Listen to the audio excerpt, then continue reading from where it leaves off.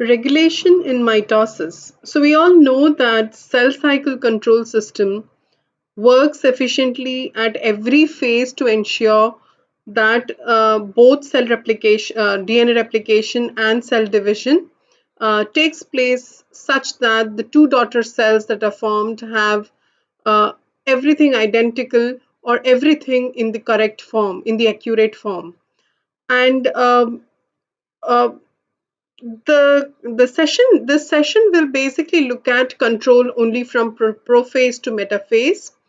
And although there is a lot known in this and there are a lot of molecular mechanistic that are associated with regulation, the session will only give you a glimpse of certain things that happen during during from prophase to metaphase, to kind of give you an understanding of how control happens and why control is happening. So let us look at the learning outcomes of the session. Regulation of the M phase is in two parts, with the first part being from prophase to metaphase. And as mentioned, this session is going to focus on prophase to metaphase.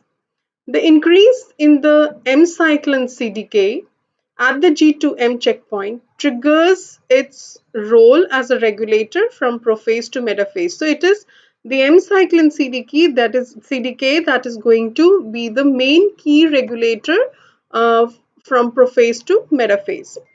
And along with MCDK, there are other kinases also that phosphorylate its respective substrates to carry out various functions. One of the major regulation is in condensing the paired homologous chromosomes and disintegration of the nuclear membrane. Another important regulation is in the mitotic spindle assembly and its attachment to the chromosomes, because eventually during the metaphase what is needed is that the chromosomes be all bound to the mitotic spindle and aligned at the equatorial region. So what are the key roles of the M cyclin CDK? So it triggers chromosome condensation. So we know that during the S phase, the DNA has replicated and you get homologous pairs of chromosomes. And these homologous pairs are condensed in the AS phase already to the chromatin form. And the sister chromatids are held together by cohescence. But now those sister chromatids have to be condensed further into metaphase chromosome. So very high condensation. Uh, the second thing that the MCDK initiates is the breakdown of the nuclear envelope, because if the nuclear envelope is present, then the chromosomes will not be able to bind to the mitotic spindle, and to have the chromosomes segregate into the two poles, it is very essential that the chromosomes bind to the mitotic spindle, and so the breakdown of the nuclear envelope is required. So that is initiated by the M cyclin CDK. Rearrangement of the actin cytoskeleton and the Golgi apparatus is also carried out. It induces assembly of the mitotic spindle. So the formation of the entire spindle is initiated by the MCDK. Binding of the sister chromatids to the microtubules and such that the microtubules are the orientation is bi-orientation, so each of the sister chromatids can be pulled to the two poles. The help that it gets from other kinases include polo-like kinases and aurora kinases. Now let us see how MCDK, that is the M cyclin CDK, is activated. So what is known is that CDK1 of the MCDK is present. So its transcription has already begun during the S phase. M cyclin is also transcribed and synthesized. So M cyclin and CDK1 are already present. So M cyclin and CDK bind, but when only the cyclin binds to the CDK, it is inactive. When you have the CDK activating kinase, that is the CAK, adding the phosphate moiety to the T loop, then the CDK comes into its active form. However, at the same time, what happens is that the CDK inhibitory kinase also phosphorylates two adjacent amino acids on the roof of the active site of the CDK, thereby keeping the MCDK in the inactive form. However, what happens is that because you have all the MCDK already formed, it is primed. When you say primed, that means the activating phosphate is already added, but then it is kept inactive because of the inhibitory phosphate. So therefore, it is primed, piled up, ready to act. Now, when it gets a Q, or when you have this phosphate removed, then it gets into its active form. So it is the inactive phosphatase CDC25. When that gets active, so it gets active when it gets phosphorylated. So what has been understood is that SCDK or other and some other kinase is responsible for activating the phosphatase, and activation of the CDC25 triggers the MCDK activation because the CDC25 is removing the inhibitory phosphate, and so what is formed is the active MCDK. Now, once the active MCDK is formed, it takes the onus to activate more of CDC25. So, therefore, it means that it will give rise to more and more activated CDC25. That in turn will activate the MCDKs. So that is a positive feedback loop that is formed. And another positive feedback loop is that the MCDK also suppresses V1. So MCDK, when it becomes active, it phosphorylates V1, and when it phosphorylates V1, V1 becomes inactive. So therefore what happens is that the inhibitory phosphate is not added to any more assembled inactive MCDK. So only CAK will be active. So that would be adding the activating phosphate. So you would have more and more active MCDK being formed. So this is something that is happening at the G2M checkpoint, which is between the G2 phase and the mitosis phase. So this is how the M-cyclin CDK is getting activated. Now we go to what do these MCDKs do in the first phase of mitosis, that is from prophase to the metaphase. So in the prophase, what is observed to be happening to the cell is that you have the centrosomes. So please do remember that when during the S phase the DNA is replicating, the centrosomes are also replicating into two. So from one centrosome you get two centrosomes, and that happens in the S phase itself. So it is MCDK that induces the pushing or the bipolarization of the centrosome. So both the centrosomes will be oriented such that they go to opposite poles. So this is something that is done by the MCDKs. As you can see in this microscopic fluorescent microscopic picture, you can see how the mitotic spindles are positioned, or rather the centrosomes are positioned at the two poles, opposite poles, or gradually moving to the two poles. And you have the second thing that is happening is that the chromosomes or the sister chromatids are getting condensed. So in the prophase, this is definitely happening, that sister chromatids that are held together are further condensed into becoming chromosomes. And also what is observed is that at the centromeric region, you have the kinetochore formed.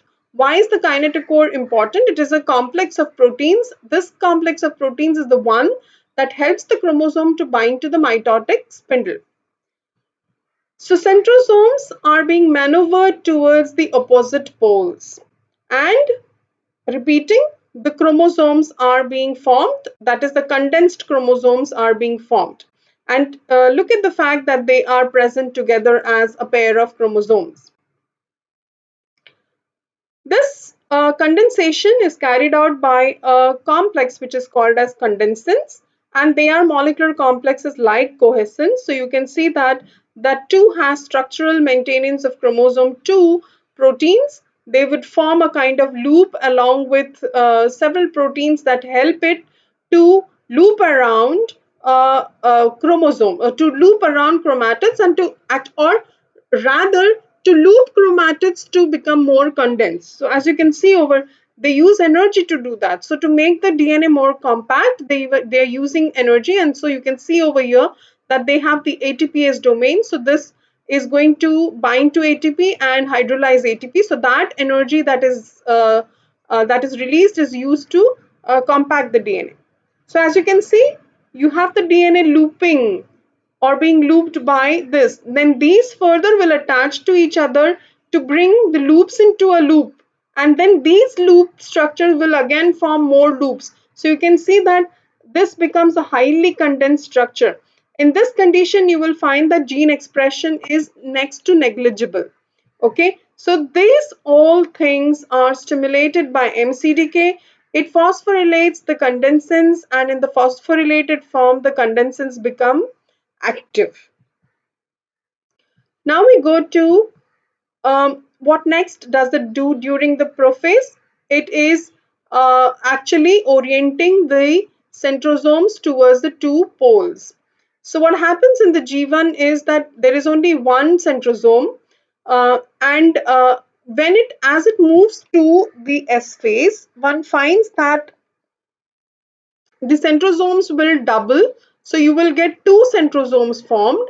And when it reaches the M phase, from the G2 to the M phase, you will find that these centrosomes are now apart, and each of the centrosomes have already started forming the um, microtubules.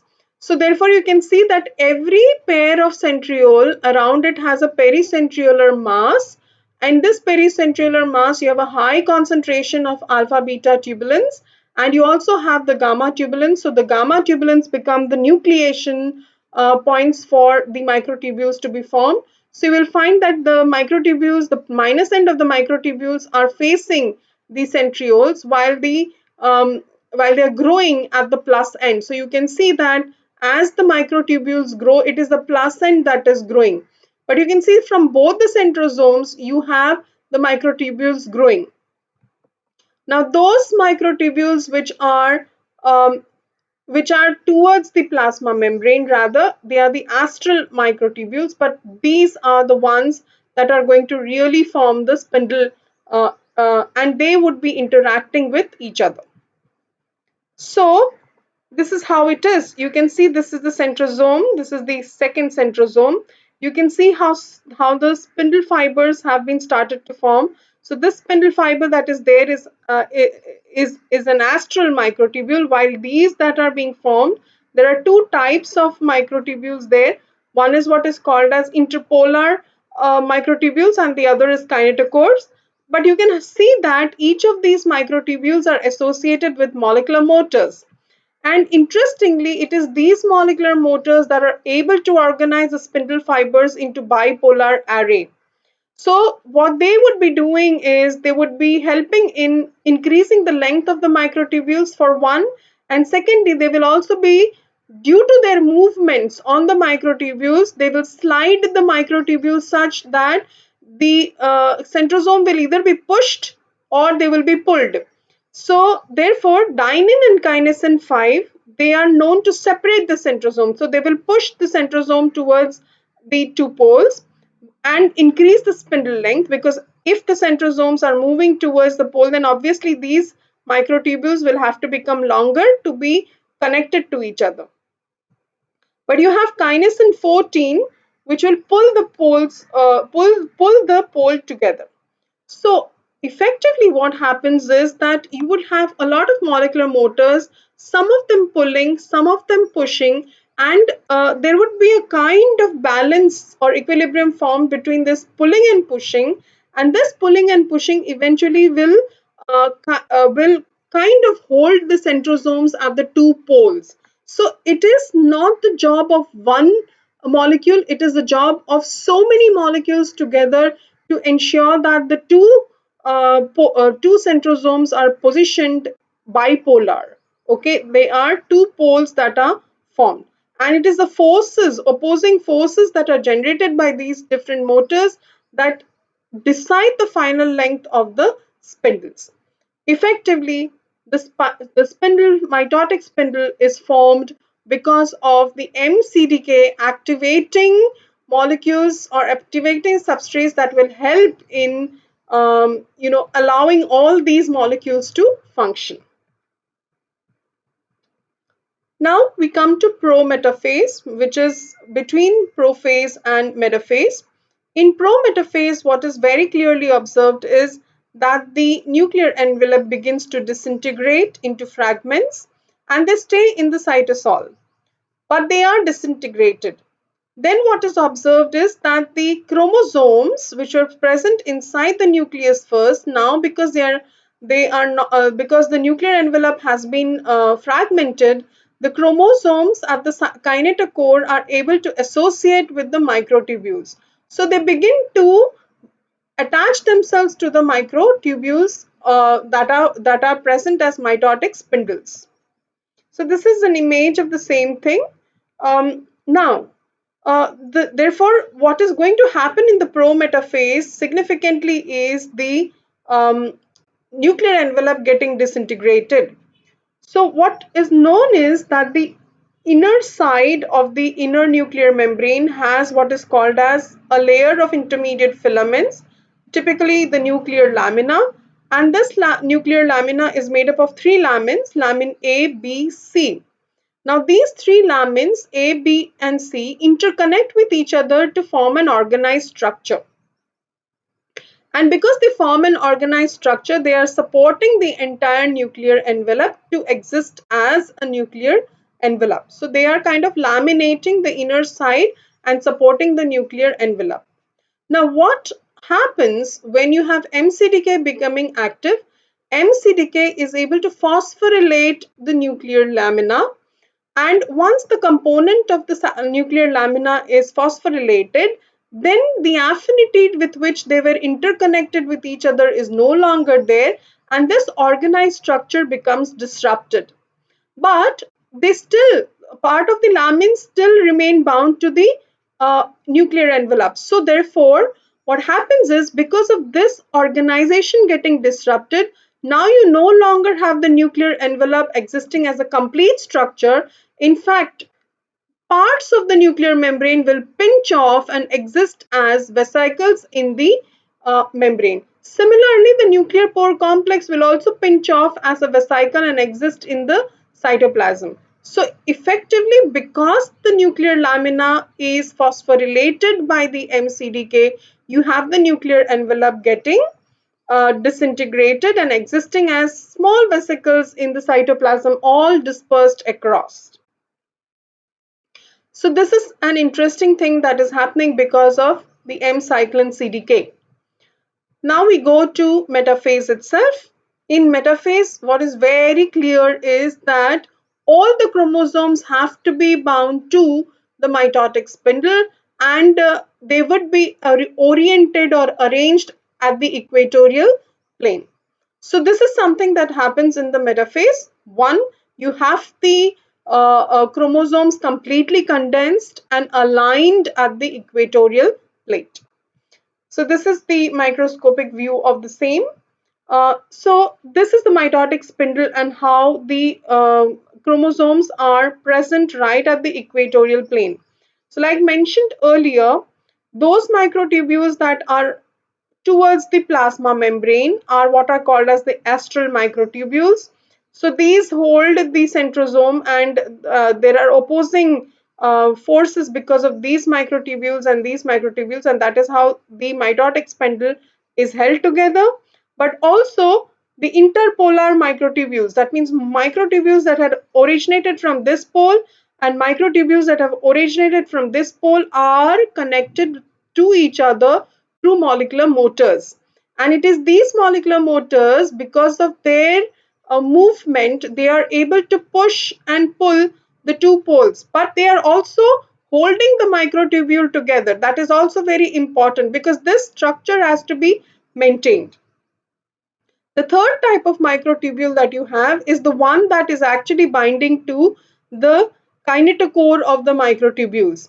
So you have this microtubule attached to the kinetochore, you have this microtubule attached to the kinetochore of this sister chromatid, and that is how you have the entire chromosome aligned at the central or equatorial plane.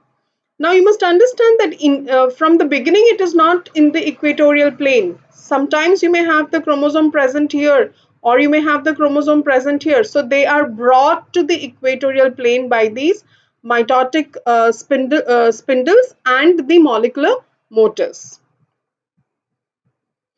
So as you can see over here, these are the two sister chromatids, and here is the centromere, and the centromere is surrounded by what is called as the kinetochore.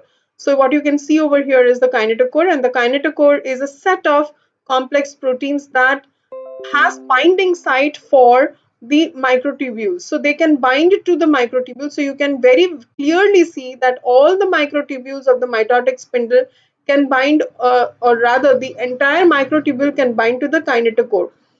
Now, if you were to remove the chromosome, and if the chromosome becomes acentric, that is a chromosome without a centromere, then that acentric chromosome will not be able to bind to the mitotic spindle at all. So the question is, what will happen to an acentric chromosome? Well, if luck favors, then the acentric chromosomes, both of them may go towards one pole, or luckily they may go to two different poles. Or what can also happen is that because they are not associated with the mitotic spindle, they're not pulled towards the two poles, and so they will be just there in the cytoplasm. Uh, Eventually they would get degraded. So therefore, what is going to happen if there is an acentric chromosome? A chromosome is lost or maybe lost. So you see that the kinetochore has a complex of proteins which is called as the NDC8T complex. Not going into detail of this entire protein complex, but the NDC8T complex is the one that can associate with the placenta of the microtubule. But again, a regulation over here. If the NDC80 complex is phosphorylated, then its attachment to the microtubule is not very good. However, if you have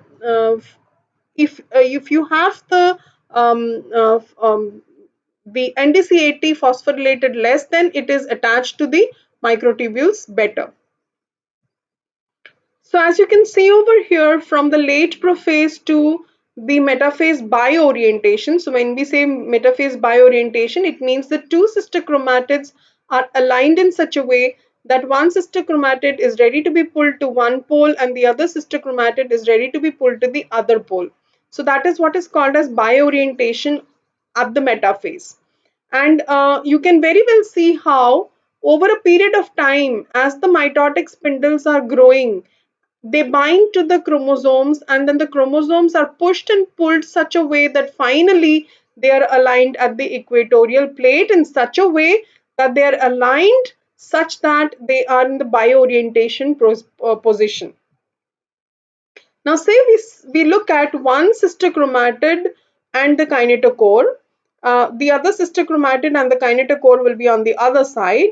So what happens is that because the kinetochore is going to tend to bind to the microtubules, there is going to be a push and pull towards the, or there is going to be a force that is going to be pulling towards the poles.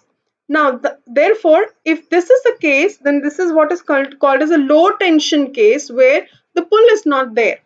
So in such a scenario, what is observed is that most of the NDC80 complex that is there, they are phosphorylated by aurora B kinase.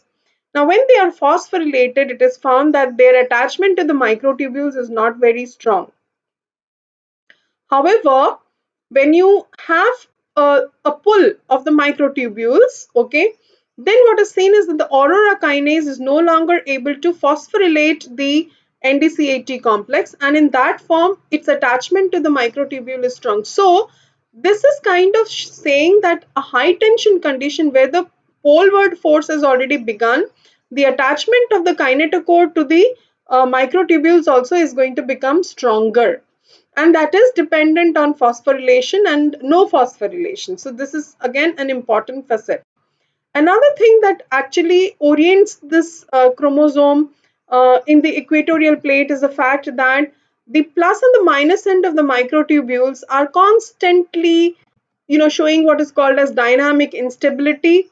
And the tubulin addition and the tubulin removal is also holding the chromosomes at the equatorial plate. This is also something that has been uh, studied, although it is not very clear how it is happening, but it has been observed. So let us make the conclusions. The M-cyclin CDK initiates several processes in the phases from prophase to metaphase. Its activation leads to phosphorylating several molecules that trigger several mechanistics. The MCDK induces the separation of the centrosomes into poles, with the molecular motors playing an important role in pushing and pulling the spindle fibers.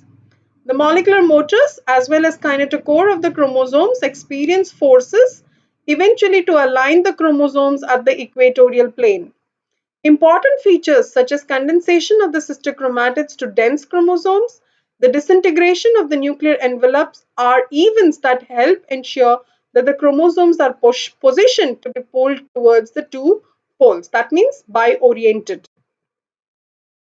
Thus, the M-cyclin CDK, once activated at the onset of the M phase, guides the cell through the first half of mitosis, comprising prophase to metaphase, with the spindle fiber assembly and its attachment to chromosomes being two main important features. Thank you.